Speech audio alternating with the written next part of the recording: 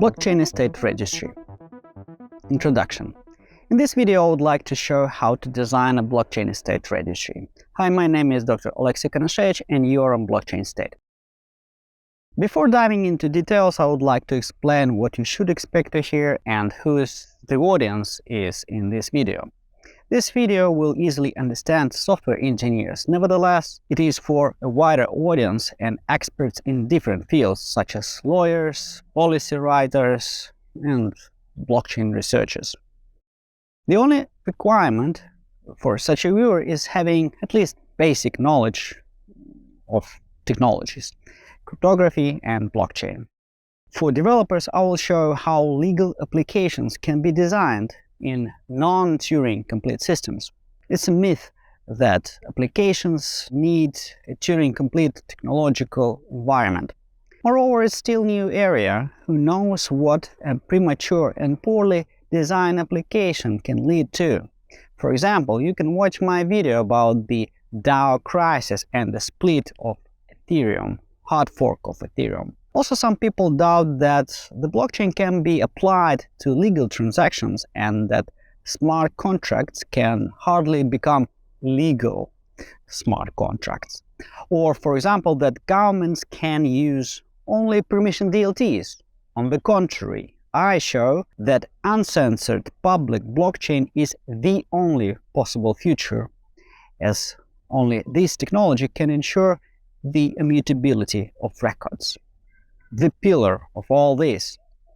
Large public networks such as Bitcoin and Ethereum consist of thousands of independent nodes operating around the world, ensuring an unprecedented level of resilience of such networks to withstand the most severe distributed denial attacks and all kinds of attempts to hack them. It's not even a serious talk to compare it with any permission DLT having a handful of nodes.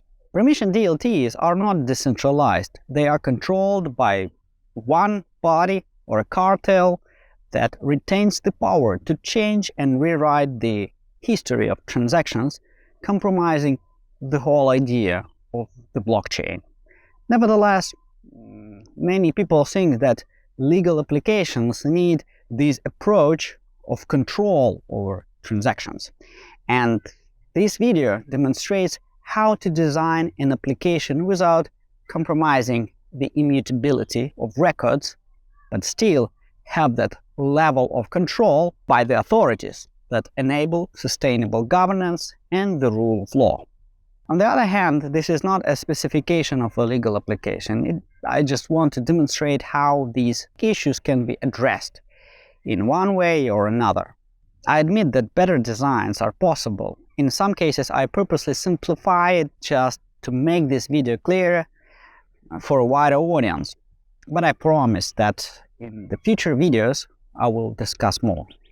Among the things you're unlikely to find here is why you would want to use blockchain, why it is better to use, why we would want to use it in real estate transactions specifically, and why we need to change any land registry system.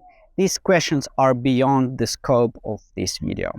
Those who are not there yet may want to watch my videos about the advantages of this technology. Even though I started this discussion, I admit that some people will not be convinced, and I promise that in the future I will elaborate on it more.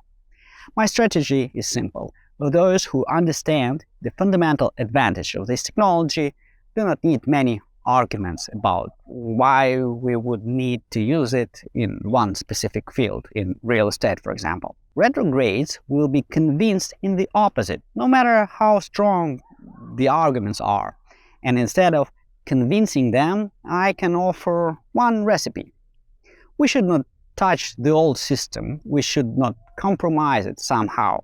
In many countries, though it's not perfect, it works.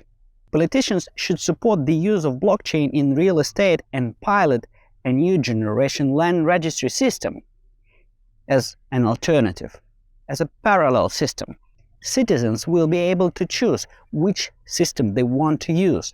This step will support progress and unleash blockchain power for the economy. We will never learn what this technology can do until we try it. I'm not saying there will be no mistakes. I'm just convinced that experiments, trials, and pilots are worth their efforts. Okay, I'm going to stop talking about it for now. As I said, it's not the topic of this video, but just a short intro to give you a bit of context. I have elaborated on many of these topics on this channel. What to watch before this video? Before watching this video, I suggest you take a look at the following videos. You may wish to watch it after, but you can find yourself questioning some parts of this video. In this case, I would suggest making notes about what's not clear and what doubts you have. You can write it in your comments and watch other videos that I suggest will fill the gaps. Jurisdictions on blockchain, how to design legal applications on blockchain. This video will help you to have a look at the problem of developing legal applications on blockchain from a high-level perspective, to see the larger picture and learn basic principles. How to create databases and dApps on blockchain is more for developers. It explains the basics of blockchain platforms and blockchain applications. Following 3 videos I suggest for beginners, especially those who don't know what asymmetric cryptography is, what is private and public keys, blockchain addresses and transactions. Basics of cryptography to understand blockchain and not only, what is a blockchain transaction and how does it work, anchoring and hashing on blockchain.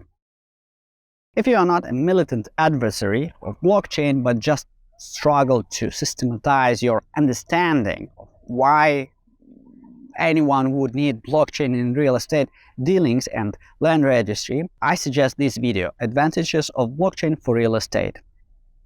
And in the end, I will propose videos you may want to watch after it. Intro to the development of blockchain applications on blockchain. Overlay databases became the cornerstone of application development on blockchain. It is used in all non-Turing-complete blockchain platforms one way or another. It is used to develop applications on blockchains solidly designed as cryptocurrency systems, such as Bitcoin and Omni protocol on top of it. In this video, I will demonstrate how to create a blockchain application with digital assets for actual legal use. Specifically, in this video, we will build a land register where users can create title tokens and commit transactions.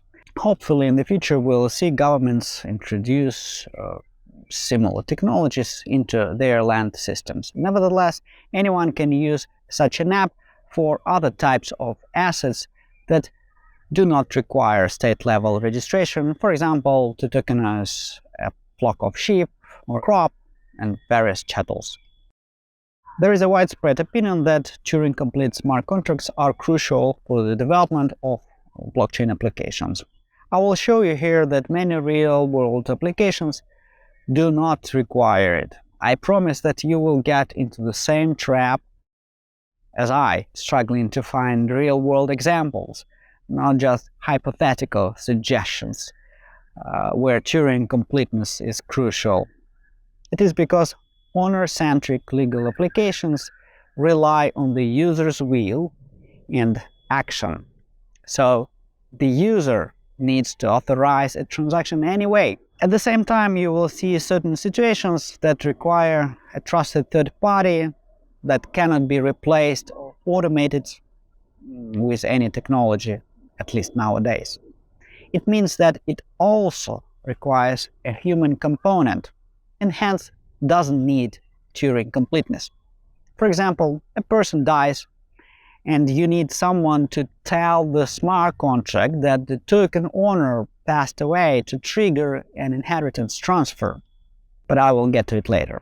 Turing completeness that enables self-executing apps without human interaction is unnecessary in most applications. Nevertheless, it is usually discussed that situations that require access to user asset without their will require Turing-complete systems, as it enables such a design of applications. On Ethereum, it is possible to design tokens, and in their smart contracts, you can enable a possibility of a third party to commit a transaction with a token, even if the owner doesn't want to or cannot. But it appears that because it requires an action of someone, it means it can be designed on any blockchain even without Turing-complete smart contracts. Maybe this is the reason why, for example, 40% of projects on CoinMarketCap are not Turing-complete systems. And frankly, I don't think that I can name situations with certainty when Turing-completeness cannot be adequately replaced.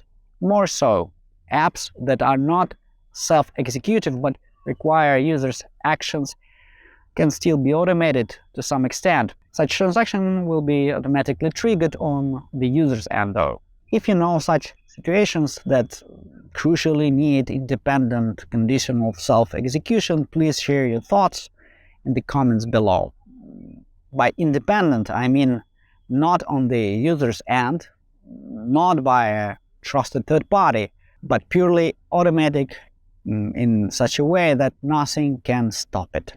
If you have an example in mind, it is possible that it also falls into one of the following categories and hence doesn't require Turing completeness. And in the rest of the video, I will try to explain why and demonstrate a real application architecture. There are 4 basic situations when we might need to get access to a token without the owner's will. This is usually considered a diagnosis that requires a Turing peel. First, when the owner dies to execute an inheritance transfer. Second, when the owner loses the private key to restore access to the asset. 3, when there is a dispute or the asset is stolen, to transfer the asset to the rightful owner. 4, there is an agreement based on some conditions that trigger some behavior of the smart contract. I have to make one terminological remark. I use the phrase smart contract in its original meaning proposed by Nick Szabo in the 90s. He explained it as a set of promises specified in digital form, including protocols within which the parties perform on these promises. Or simply put, it's a computer program that facilitates parties' legal relationships. Bitcoin transactions with their original scripting language are also kinds of smart contracts. When I mean Ethereum-like technology, I will always add Turing-complete smart contracts to clarify it. So please don't be confused. I know that some people think that smart contracts are Vitalik Buterin's invention and that it always means Turing-complete. Situations when we need Turing-completeness, spoiler, not really. Let's have a closer look at these examples. First 3 examples always require a trusted third party and hence do not need a Turing-complete system. When a person dies or loses the private key and in a dispute between counterparties. You always need a third party who will make a transaction without having the user's private key. In the case when the owner dies, even if the smart contract is designed to transfer the inheritance to another address automatically, you still need someone to trigger such an execution, as the smart contract doesn't know when the owner dies. In Ethereum parlance, it is called Oracle, a trusted third-party application that supplies facts of the real world. When a smart contract gets these facts, they trigger the execution of the smart contract in one way or another. To enable the inheritance transfer, the user will need to design the smart contract with the Oracle solution. Oracle will be someone who the user trusts to trigger an asset transfer after such a user dies. We find a similar situation in the dispute and in the loss of the private key. The smart contract must be designed in such a way to enable access for an authorized person an arbitrator who will resolve a dispute and send the asset to the rightful person, or an administrator that will send the asset to a recovery address. In non-Turing complete systems such as Bitcoin, there are scripts that allow the deployment of multi-signature schemes when the coin is stored on an address requiring more than one private key to enable the transfer. 2 of 3, 3 of 5, or any other combination of keys and signatures. But this is for cryptocurrency. Tokens deployed on Bitcoin require another design, and I will get to it very soon. And finally, the fourth example perhaps is the closest situation when we might need a Turing-complete system. Our future smart contract must meet conditions in which the system initiates a transaction. These conditions can be split into two groups: external and internal events of the blockchain network. In any case, the execution of a smart contract follows the logic. If this event happens, then the smart contract executes this transaction.